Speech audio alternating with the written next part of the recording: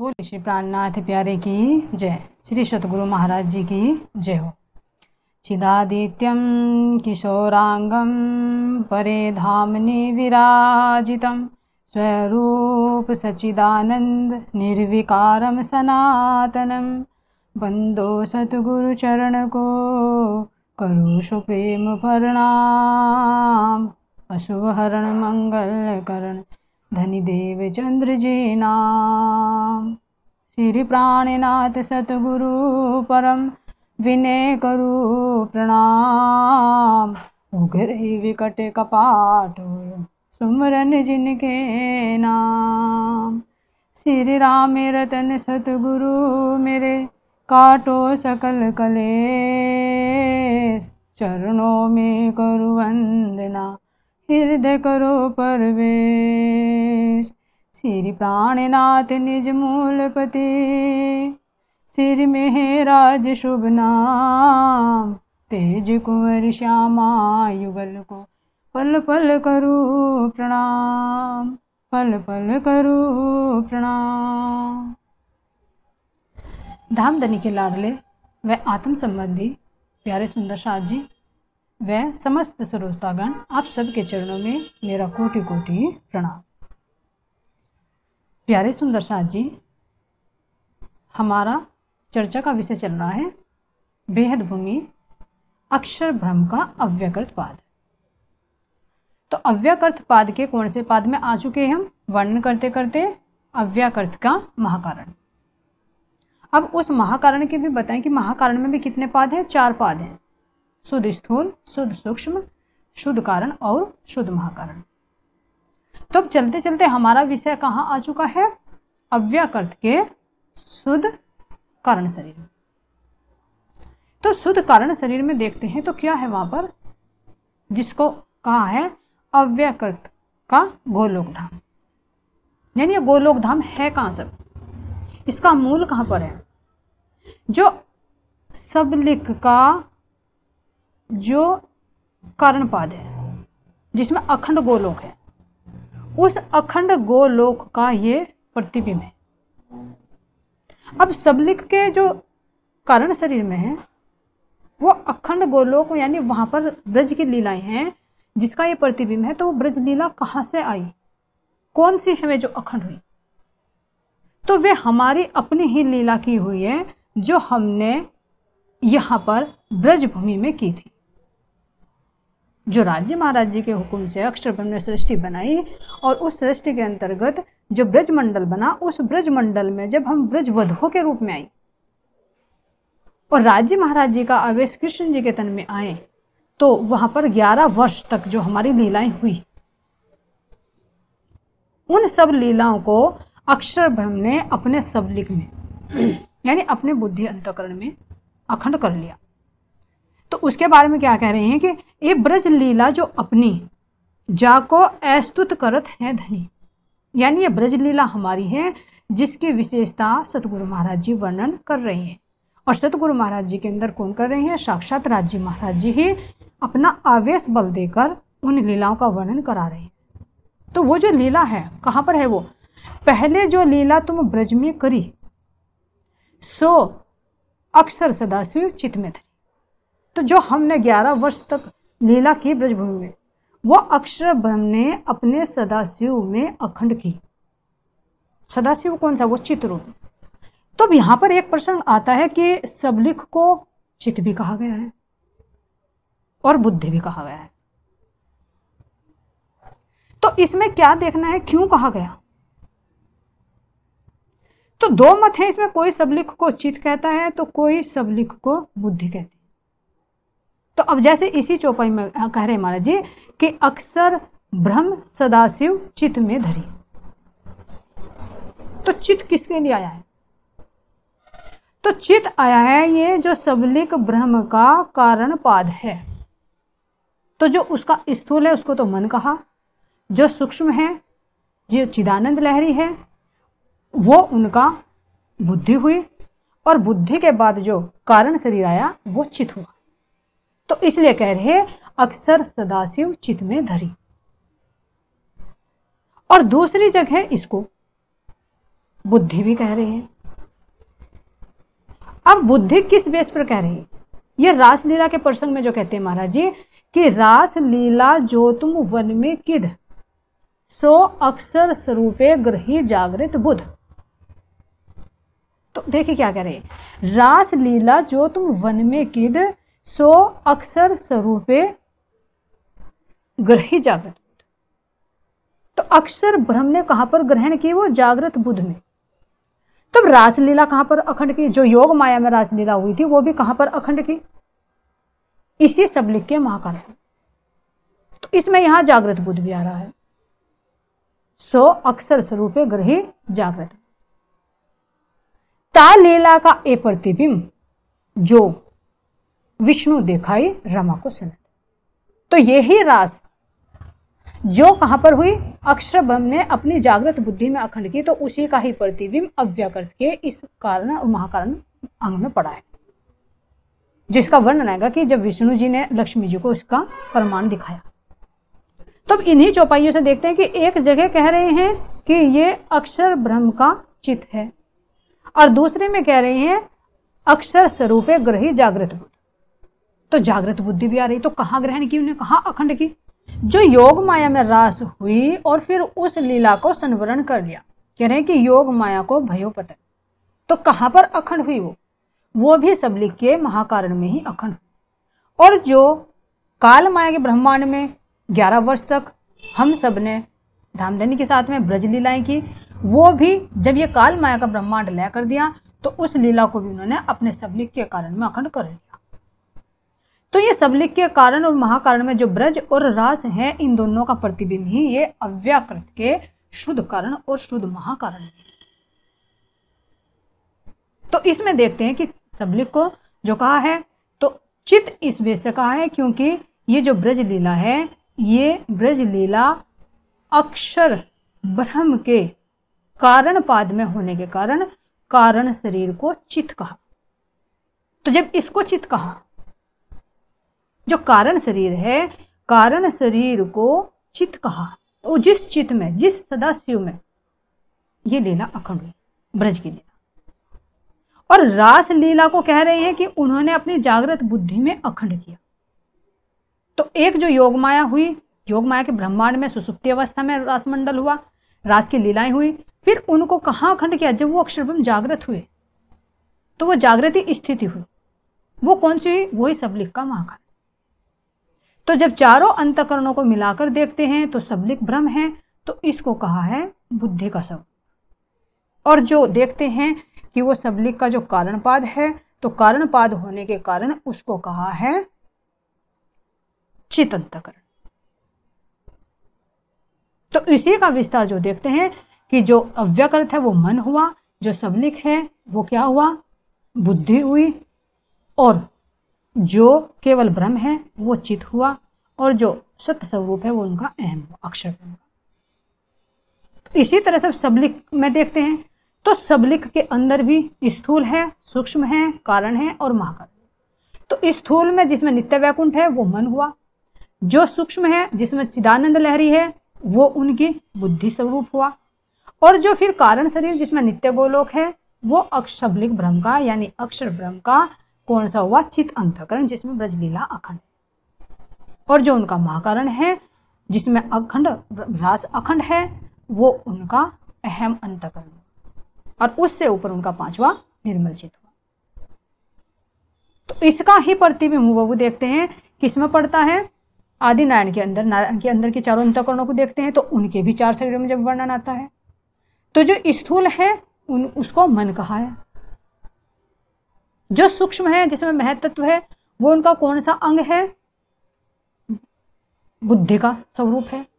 जो कारण है वो चित्त का स्वरूप है जिसमें इच्छा शक्ति है, और जो महाकारण है वो उनका अहम का है जिसमें प्रतिबिंबित वैकुंठ है, यानी जो अव्यकृत का प्रतिबिंब।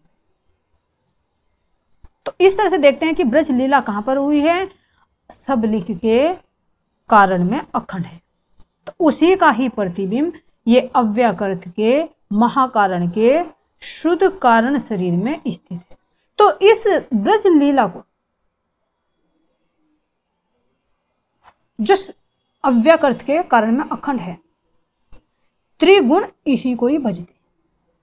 त्रिगुण यानी ब्रह्मा, विष्णु और महेश। किरंतन ग्रंथ का 65वें प्रकरण की 10वीं चौपाई में महाराज जी क्या कह रहे हैं? प्रकृति पैदा करे कई ऐसे इंड आलम, ए ठोर माया ब्रह्म सबलिक, त्रिगुण की पर आत्मा। तो ये ब्रह्मा, विष्णु, महेश यानी जो त्रिगुण है, इनकी ये पर आत्म रूप है। यहाँ पर ये जो प्रकृति है, यहाँ पर जो सुमंगला शक्ति है, ये अपने अंदर से अनंत ब्रह्मांडों को उत्पन्न करती है, प्रकृति को बनाती है और मिटाती है, जो मूल रूप में वो प्रकृति है।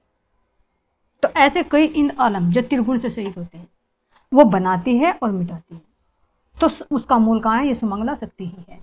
और ये जो ब्रह्मा, विष्णु, महेश है, इन त्रिगुण की यहाँ पर ये परात्म स्वरूप है। जब इस सृष्टि का लय हो जाता है तो ये सब वहीं पर अपने मूल में ही जाकर समाहित हो जाते हैं। तो अब देखते हैं कि जो ब्रह्मा, विष्णु, महेश है, तो इनकी लीलाओं से जानकारी मिलती है कि इनके जो इष्ट हैं ये ही गोलोकवासी हैं, जो अव्याकृत के शुद्ध कारण, शुद्ध महाकारण में प्रतिबिंब है, जिसको प्रतिबिंब यानी नित्य वैकुंठ भी कहा है और नित्य वृंदावन भी कहा है। कौन से को कहा नित्य वृंदावन? जो इसका शुद्ध महाकारण, उसको नित्य वृंदावन बोला है। लेकिन ये वृंदावन के रास का दर्शन करने के साथ साथ ब्रज का ध्यान भी करते हैं, जिसको अव्यकृत में यानी गोलोक कहा। जो तारतम वाणी है, तारतम वाणी का जो प्रकाश हिंदुस्तानी ग्रंथ है, उसमें एक प्रकरण है लक्ष्मी जी को दृष्टांत। तो उसमें क्या प्रसंग आता है कि वैकुंठ के अंदर विष्णु भगवान जी एक समय ध्यान में लीन थे, करते तो वो नित्य ध्यान थे, लक्ष्मी जी को पता नहीं लगता था। लेकिन एक दिन वे बहुत गहरे ध्यान में उतर गए और जब लक्ष्मी जी उनके पास आई तो उनको पता नहीं चला। और लक्ष्मी जी देखते हैं कि ये तो ध्यान कर रहे हैं। अब उनके अंदर ये विचार आता है कि मैं तो इन्हीं को स्वामी समझती हूँ, मेरे स्वामी भी यही हैं और इस जगत के स्वामी भी यही हैं। तो जब ये सबके स्वामी हैं तो फिर इनसे बड़े कौन है जिसका ये ध्यान कर रहे हैं? तो उनके अंदर जिज्ञासा होती है कि मैं पूछूं इनसे कि ये किसका ध्यान करते हैं। तो विष्णु भगवान जी जब ध्यान से उठते हैं तो लक्ष्मी जी पूछती हैं कि हे स्वामी, मुझे बताइए आप किसका ध्यान करते हैं? तो विष्णु जी उनको मना कर देते हैं कि मैं जिसका ध्यान करता हूं मैं तुम्हें नहीं बता सकता। अब लक्ष्मी जी बहुत जिद करते हैं, लेकिन भगवान जी नहीं बताते। वे क्या कहते हैं कि 14 लोग ब्रह्मांडों में से तुम चाहे कुछ भी चीज ले लो, मैं हर चीज दे दूंगा, हर चीज बता दूंगा, लेकिन जिसका मैं ध्यान करता हूं इसके बारे में मैं नहीं बता सकता। अब लक्ष्मी जी को यह लगता है कि शायद मैं इसकी पात्र नहीं हूं। तो लक्ष्मी जी कहती हैं कि मैं इस तत्व को जानने के लिए, अपने आप को पात्र बनाने के लिए मैं तप करूं। तो विष्णु भगवान जी कहते हैं कि जैसी आपकी मर्जी, अगर आप करना चाहते हो तो तप कर लीजिए। तो लक्ष्मी जी 7 कल्पांत तक तप करती है। 7 कल्पांत यानी कल्प का जो वर्णन पहले हो चुका, यानी जो ब्रह्मा जी हैं, ब्रह्मा जी के जो 24 घंटे होते हैं, तो यहाँ पर मृत्युलोक में 1000 चतुर्युगी व्यतीत हो जाती है। 1000 चतुर्युगी 24 घंटे, और इसी तरह से फिर रात्रि के 24 घंटे। तो इस तरह से व्यतीत होते होते होते होते ब्रह्मा जी की आयु 100 वर्ष की है। तो जब ब्रह्मा जी की आयु 100 वर्ष की हो जाती है तो एक कल्प व्यतीत होता है। तो इस तरह से 7 कल्प तक लक्ष्मी जी ने तप किया, गर्मी, सर्दी, बरसात सब सहन की। कहां पर वर्णन आता है जो उन्होंने तप किया? यहीं पर जो हमारे भूमंडल पर जो 9 खंड है उनमें केतुमाल खंड के अंदर वर्णन आता है, उसके अंदर उन्होंने तप किया। तो जब तप करते करते करते करते बहुत समय बीत गया तो ब्रह्मा जी और क्षीर समुद्र उनके पास में गए और वे उनसे तपस्या का कारण पूछते हैं। तो तब लक्ष्मी जी बताती है उनको कि जो विष्णु भगवान यानी मेरे स्वामी जिसका ध्यान करते हैं, मैं उनके बारे में जानना चाहती हूँ। तो तब ब्रह्मा जी कहाँ पहुँचते हैं? वैकुंठ में विष्णु भगवान जी के पास। और उनसे कहते हैं कि इतना कष्ट मत दीजिए, चलिए लक्ष्मी जी को आप वापस ले आइए। तब विष्णु भगवान उनके साथ में आते हैं और लक्ष्मी जी को कहते हैं कि चलिए वापस चलिए। लेकिन लक्ष्मी जी कहते हैं कि नहीं, मुझे वही बताइए जिसका आप ध्यान करते हैं। तब विष्णु भगवान तब भी नहीं बता पाते, तो लक्ष्मी जी फिर रुदन करती हैं और वो सोचते हैं कि मैं और तप करूं। उधर भगवान जी के अंदर आ रहा है कि तुमने 7 कल्प तप किए, तो चाहे तुम 21 कल्प तक भी तप करो तो भी मैं इस चीज को नहीं बता पाऊंगा। लेकिन विष्णु भगवान ने बोला नहीं, वो अंदर ही रख लिया सत्य, क्योंकि ब्रह्मा जी ने बीच में टोक दिया। अगर विष्णु जी के मुख से निकल जाता कि 21 कल्प तक भी तप करो, तो लक्ष्मी जी 21 कल्प तक ही तप करती। तो इसलिए विष्णु भगवान ने वे शब्द अपने मुख से नहीं निकाले, ब्रह्मा जी ने उनको बीच में ही रोक दिया। लेकिन फिर उन्होंने सांत्वना दी कि तुम ज्यादा जिद कर रही हो, तो चलो मैं तुम्हें एक वचन देता हूं कि समय आने पर मैं तुम्हें संकेत में उस लीला के दर्शन कराऊंगा जिसका मैं ध्यान करता हूं। तो जब विष्णु भगवान ने लक्ष्मी जी से यह वादा किया, तब विष्णु भगवान और लक्ष्मी जी वैकुंठ में चले गए और ब्रह्मा जी अपने लोक में चले गए। तो तब यहां पर जब 28वां कलयुग आया, 28वां द्वापर आया, तो द्वापर में जब श्री कृष्ण जी के अवतार हुए और अवतार होने के बाद में जब ये तीसरा चला, विष्णु की लीला चली, कहाँ की? द्वारिका। तो द्वारिका में जो रुक्मणी है, उन रुक्मणी के अंदर लक्ष्मी जी की शक्ति है, यानी उनके अंदर लक्ष्मी जी ने प्रवेश करके इस लीला को देखा। और जो श्री कृष्ण जी हैं उनके अंदर विष्णु भगवान है। कब की लीला? ये द्वारिका की लीला। जब गोकुल में थे तो गोकुल में जो 11 वर्ष की लीला हुई, तो श्री कृष्ण जी के अंदर गोलों की शक्ति भी थी और पूर्ण परमात्मा श्री राज जी की भी आवेश शक्ति थी, और इधर राधा जी के अंदर श्यामा जी की शक्ति थी। तो वो लीला तो ब्रह्म लीला है, लेकिन ये जो लीला चली द्वारिका की, ये केवल विष्णु भगवान की लीला है। तो ये विष्णु भगवान के जो यहाँ पर अवतार हुए हैं, ये इसीलिए मेन कारण यही था कि लक्ष्मी जी को जो उन्होंने वादा किया था, उस वादे को पूरा करने के लिए उनको यहाँ पर आना पड़ा। तो यही उनके आने का मेन कारण था। तो सतगुरु महाराज जी क्या कह रहे हैं कि लोग ये जानते हैं कि वे असुरों का उद्धार करने के लिए आए, जबकि मेन कारण क्या बता रहे हैं कि मेन कारण उनका यही है कि लक्ष्मी जी को उस अखंड गोलोक का दर्शन कराना था। तो महाराज जी क्या कह रहे हैं कि लोक जाने आए असुर कारण, विष्णु कृष्ण देह धर पूरण, ए हुक्मे असुर के देवे उड़ाए, ऐसा बल है बैकुंठ राय। कि लोग ये जानते हैं कि विष्णु भगवान असुरों का वध करने के लिए आए, लेकिन विष्णु भगवान में तो इतनी पावर है कि वे बैकुंठ में बैठे बैठे ही अनंत असुरों का वध कर सकते हैं। लेकिन उनको यहाँ पर आना क्यों पड़ा? तो उनका मेन कारण यही है कि लक्ष्मी जी को यह बताना था कि मैं किसका ध्यान करता हूँ। तो इस दृष्टांत से पता लगता है कि श्री जो बैकुंठनाथ विष्णु भगवान हैं, उनके इष्ट भी ये गोलोकवासी श्री कृष्ण जी ही हैं। अब आता है ब्रह्मा जी का वर्णन। तो ब्रह्मा जी ने भी उनको प्राप्त करने के लिए, उनके दर्शन करने के लिए 60,000 वर्ष तक तप किया। और जब यहाँ पर वे प्रकट हुए, जब उन्होंने पहले ब्रह्मा जी ने उनकी स्तुति की कि यहाँ पर कंस का ज्यादा अत्याचार हो रहा, तो आप आइए और अवतार लीजिए। तो जब यहाँ पर आए तो उन्हें शंका हुई। क्यों शंका हुई? क्यों? उन्होंने देखा कि ये जो बाल रूप में है, ये सब ग्वाल बालों का झूठन खाते हैं, गैया चराते रहते हैं, क्या ये परमात्मा हो सकते हैं? तो उनकी परीक्षा लेने के लिए जब वे उनके ग्वाल बालों को सबको चुरा लेते हैं और 1 साल तक छुपा कर रखते हैं, लेकिन श्री कृष्ण जी ने तो वे अपने इतने ही ग्वाल बाल सब प्रकट कर लिए। और जब ब्रह्मा जी को पता चला 1 वर्ष के बाद कि इन्होंने तो ऐसे ही ग्वाल बाल गाय बछड़े सब कुछ बना रखे हैं, तो यानी ये तो मेरे से भी श्रेष्ठ है, तो तब उन्हें पश्चाताप होता है। और अब पश्चाताप करने के बाद फिर वे उनकी उस झूठन को प्राप्त करने के लिए दौड़ते हैं, लेकिन वो झूठन ब्रह्मा जी को प्राप्त नहीं हो पाती। उसके लिए उन्होंने अनेक प्रयत्न किए।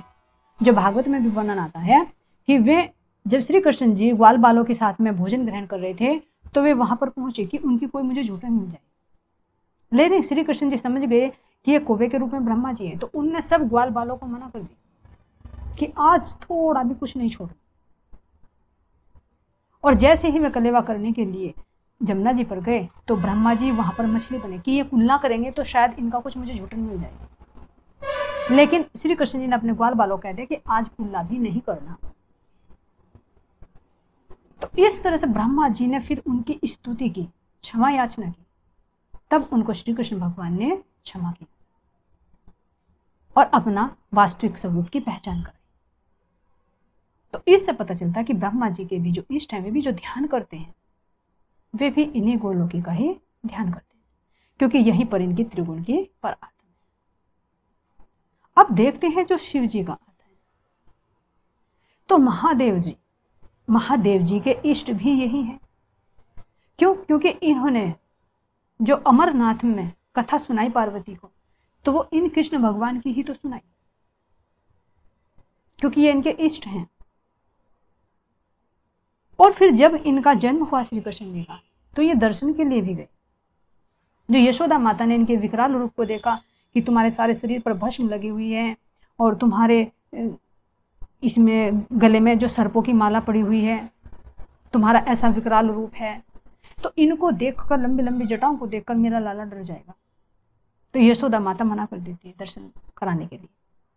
लेकिन जब श्री कृष्ण जी को पता लगता है कि मेरे दर्शन के लिए आए, तो वे रोना शुरू कर देते हैं। और जब वे रोते रोते रहते हैं तो वे सोचते हैं कि एक बाबा आए थे, तो शायद उनको ही बुलाया जाए, वे कुछ उपचार कर दे। तो तब उन शिव जी को बुलाया जाता है और फिर उनको श्री कृष्ण जी का दर्शन दिलाया जाता है। इसी तरह से वे जब राजमंडल के अंदर गए तो गोपी रूप धारण करके गए, जिसको गोपेश्वर, जो वृंदावन में आज भी गोपेश्वर मंदिर बना हुआ है, क्योंकि उस राजमंडल में किसी पुरुष का प्रवेश नहीं है, स्त्री रूप में, आत्मा रूप में प्रवेश है। तो भोले बाबा क्या कहते हैं पार्वती को कि मुझे आज स्त्री बना दे ताकि मैं उस रास रमण को देख सकूं। लेकिन जैसे ही उनका श्रृंगार किया, वे वहां पर पहुंचे, तो श्री कृष्ण भगवान ने उनको पहचान लिया कि ये गोपी के रूप में भोलेनाथ ही है। तो तभी से उनकी श्रद्धा को, भाव को देखकर वहां पर उनका नाम गोपेश्वर रखा गया और गोपेश्वर मंदिर की भी वहां पर स्थापना की गई। तो इस तरह से देखते हैं कि ये ब्रह्मा विष्णु महेश तीनों ही इसी गोलोकी श्री कृष्ण जी का ध्यान करते हैं, क्योंकि ये इनके इष्ट हैं, यहाँ पर इनकी पर आत्मा है। और इनके अलावा यहाँ पर जो आता है कि चैतन्य महाप्रभु है, जिन्होंने भक्ति भाव से किया, मधुसूदन सरस्वती है, वल्लभाचार्य जी है और नरसिंह मेहता है। तो इनका मुक्ति धाम भी यहीं पर है। वैसे तो इनका जो मूल है कहां पर है? नारायण के अंदर। नारायण के अंदर जो महाकारण है, महाकारण के अंदर जो सूक्ष्म कारण है, उसमें जो ब्रज है, तो उसके अंदर इनका स्थान है। लेकिन जब ये सारी सृष्टि लय हो जाएगी और महाविष्णु भी अपने मूल में चले जाएंगे, तो तब ये सब का सब वहां पर चला जाएगा। क्यों? क्योंकि ये सब उसी का ही प्रतीक है। ये हद भूमि में बनने मिटने वाला है और वो वहां पर अखंड है। तो ये विष्णु भगवान के साथ में वहीं पर प्रवेश कर जाएगी। लेकिन इन्होंने यहाँ पर रहकर भी, इस हद भूमि में रहकर भी उस बेहद का सुख लिया। तो जो चैतन्य महाप्रभु हैं, वे इन्हीं श्री कृष्ण जी के बाल स्वरूप की भक्ति करते थे। तो 8 वर्ष की आयु में ही इनको बहुत ज्ञान हो गया था और ये इतना, इनका रूप इतना सुंदर था कि इनकी सुंदरता के कारण इनको गौर हरि के नाम से भी पुकारा जाने लगा था। तो ये वृंदावन में घूमते रहे, वहां पर जो इतने 5000 जो मंदिर थे उन सब की खोज की, उनका उद्धार कराया और फिर जो सारी जिंदगी इन्होंने उन्हीं के भजन कीर्तन में व्यतीत कर दी और आखिर में इन्हीं जो बाल स्वरूप श्री कृष्ण जी हैं, इन्हीं के अंदर समाहित हो गए। और इसी तरह से जो मधुसूदन सरस्वती हैं, ये भी शंकराचार्य जी के शिष्य थे। लेकिन बाद में जैसे ही वृंदावन पहुंचे तो इनके अंदर वो भक्ति भाव प्रकट हुआ और तब से ये श्री कृष्ण जी के बाल स्वरूप की आराधना करने लगे और इतने लगन से, इतने भाव से आराधना की कि यहीं पर उन्होंने उस रस को प्राप्त करके और अंत में वहीं पर पहुंच गए। और फिर अब देखते हैं महाराज जी किसको कह रहे हैं? नरसिंह मेहता को। तो नरसिंह मेहता इन सबसे श्रेष्ठ ऊपर पहुंचे। क्यों पहुंचे? क्योंकि इन्होंने जो इस गोलोक से ऊपर रास है उस रास का भी एहसास किया। जो वर्णन आता है कि नरसिंह जब रास के दर्शन कर रहे थे तो उनके हाथ में मसाल थी, तो इतने ध्यान मग्न हो गए कि उनकी मसाल को जलते जलते हाथ भी जल गया, लेकिन उनको देह का भान नहीं हुआ। तो आखिर किस में लीन थे? उसी रास की लीला के रस में मग्न थे, जिसमें देह का भी भान नहीं हुआ। तो ये तो ब्रज श्री कृष्ण जी के बाल स्वरूप तक यानी कि बाल लीलाओं का आनंद लिया, लेकिन नरसिंह मेहता ने उस रास का भी अनुभव किया। जो महाराज जी अपनी वाणी में इनकी प्रशंसा करते हुए क्या कह रहे हैं, जो बल किया नरसैया कोई करे ना और, हद का जीव बेहद की लीला देखी या ठोर। नरसैया दौड़िया रस को वाणी करे रे पुकार, रस हुआ जाए अंदर आड़े दरवाजे चार। तो ये देखिए कि जो बल नरसैया ने किया किसी और ने इतना बल नहीं किया। कितना बल कि हद का जीव होकर भी उस बेहद में जो रास लीला है उसका अनुभव किया। हद के जीव बेहद की लीला देखी या ठोर। अपनी चित्तवृत्ति को जब बेहद के द्वार पर वे खड़े रहे तो उस रास का उन्होंने एहसास किया ध्यान अवस्था से। ऐसा बल किसी और ने नहीं किया। तो नरसैया ने उस रास के रस को प्राप्त करने के लिए दौड़ लगाई, लेकिन वो रस कहाँ पहुंच गया? जो ब्रह्म आत्माओं का रस था वो तो मूल में ही पहुंच गया, जहां से वो लीला हुई थी रास की, और फिर वो वहीं पर पहुंच गया। लेकिन नरसिंह मेहता के आड़े चार दरवाजे आ गए, आड़े दरवाजे चार। तो वो कौन कौन से? अखंड गोलोक जो शब्द के कारण में, अखंड ब्रज है, अखंड रास है, और उसके भी ऊपर अक्षर ब्रह्म है और केवल ब्रह्म है। तो ये चार दरवाजे आड़े आ गए, अखंड ब्रज, अखंड रास, केवल ब्रह्म और अक्षर। तो ये चार दरवाजे आड़े आ गए, और जो रस वहां से प्रकट हुआ था, जो रंग महल से, वो वहीं पर अपने मूल में पहुंच गया। आड़े दरवाजे चार। लेकिन जो उसी की नकल पढ़ते पढ़ते पढ़ते पढ़ते जो अव्यकृत में आई, तो उस अव्यकृत का रस का एहसास नरसिंह मेहता ने यहाँ बेहद के द्वार पर खड़े होकर किया। द्वार ने इन बेहद के लहरे आवे शीतल, सो इत खड़ा ले वही रस की प्रेम। क्या कह रहे हैं इसके अंदर मामती जी कि इस द्वार बेहद के द्वार पर खड़े होकर जो अखंड रास की उनको शीतल लहरें आई हुई, उन्हीं में ध्यान मग्न हो गए, और वहीं पर खड़े खड़े उन्होंने उस रस की शीतलता का अनुभव किया, जिसका अनुभव यहाँ पर रहकर किसी ने भी नहीं किया। बाल लीलाओं को तो क्या, लेकिन रास की लीलाओं का अनुभव केवल नरसिंह मेहता ने ही किया। और आखिर में ये कहां पर चले गए? वहीं पर पहुंचे। अब जो आता है वल्लभाचार्य, तो उन वल्लभाचार्य जी का भी स्थान यहीं पर है। तो ये जो हमारी माला होती है जिसमें 108 मन के होते हैं, तो ये 108 मन के 108 सोपान है, जिनको पक्ष भी कहा है। तो 82वां पक्ष वल्लभाचार्य का है, जिन्होंने प्रेम भक्ति की है, कृष्ण की भक्ति की है, और आखिर में ये यहीं पर पहुंच गए। तो इनका स्थान भी यहीं पर है। अब ये जो यही स्थान बता जाते कि जो वेद ऋचाएं हैं, कौन सी वेद ऋचाएं? यानी जो अव्यकृत के स्थूल में जो वेद मंत्र हैं ऋचाओं के रूप में है, वहां पर मूर्तिवंत है। तो उन्होंने यहीं पर जो रास की लीला है उस रास को अनुभव किया, देखा। तो श्री कृष्ण जी से विनती की कि हमारे साथ में भी ऐसा रासरमण कीजिए, उन्होंने जिसको कहा है वेद स्तुति। तो यहाँ पर जब ब्रज मंडल में आई, तो ब्रज मंडल में आकर उन्होंने यहाँ पर शरीर धारण किया और श्री कृष्ण जी के साथ, गोलोकी के साथ में जो रास रमण किया, और आखिर में फिर जब उन्होंने देह छोड़ी तो वे वेद ऋचाएं भी यहीं पर पहुंची, जिनको प्रतिबिंब सखियां भी कहा है। क्यों कहा प्रतिबिंब? क्योंकि प्रतिबिंब सखियां हैं जो हमारी अपनी लीला थी ब्रह्मात्माओं की, तो उनकी नकल देखकर इनके अंदर भाव आया। तो यहाँ पर उस ब्रज रास का भी प्रतिबिंब पड़ा, तो लीला भी प्रतिबिंब है, और जो ये सखियाँ उसका अनुभव करने वाली हैं तो ये भी प्रतिबिंबित है। तो इसलिए वेद ऋचाओं का मूल स्थान भी यहीं पर है। वल्लभाचार्य जी के बारे में महामती जी ने वाणी में क्या कहा है, पख 22वां जो कहिया वल्लभाचार्य तहाँ पहुँचिया, श्यामा वल्लभी यो करी बड़ी दौर, ए भी आए रहे इन ठोर। तो ये श्यामा वल्लभी और जो ये वल्लभाचार्य जी हैं इनकी भी पहुंच यहीं तक है। अब उसके बाद यहीं पर देखते हैं कि जो वेद ऋचाएं सखियां हैं उन वेद ऋचाओं का मूल भी यहीं पर है। तो ये वेद ऋचाएं सखियां कौन है, यानी जो अव्यक्त के स्थूल में सूक्ष्म रूप से वेद मौजूद है। तो वेदों के जो श्लोक हैं वहां पर वे मूर्तिवंत रूप में, चेतन रूप में।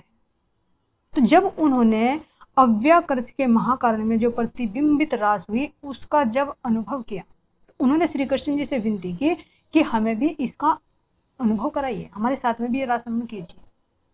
तो उस वचन को पूरा करने के लिए उन्होंने यहाँ पर प्रतिबिंबित रासलीला की, जिसका वर्णन त्रिधा लीला में किया जाएगा। तो वे प्रतिबिंबित सखियों ने जब यहाँ पर लीला की तो वेद ऋचाओं के नाम से जानी गई, और अंत समय में जब उन्होंने अपने देह को छोड़ा तो वे प्रतिबिंब सखियां भी वहीं पर पहुंची। कहां पर, इसी अव्यकृत के गोलोक के अंदर, क्योंकि जिसके याद में उन्होंने देह त्यागी तो वे उसी को प्राप्त हो गई। तो कौन सी वेद ऋचाएं सखियां, जिन वेद ऋचाओं को उद्धव जी ने ज्ञान उपदेश दिया लेकिन उन्होंने वो ज्ञान उपदेश उनको वापस लौटा दिया और श्री कृष्ण जी के प्रेम विरह में ही वे रमन करती रही। तो जिस स्वरूप का वे ध्यान करती रही आखिर में देह को छोड़ने पर भी वे उसी स्वरूप में लीन हो गई। तो ये कौन सा है, अव्यकृत का शुद्ध कारण शरीर, जिसमें वेद ऋचाओं का भी स्थान है।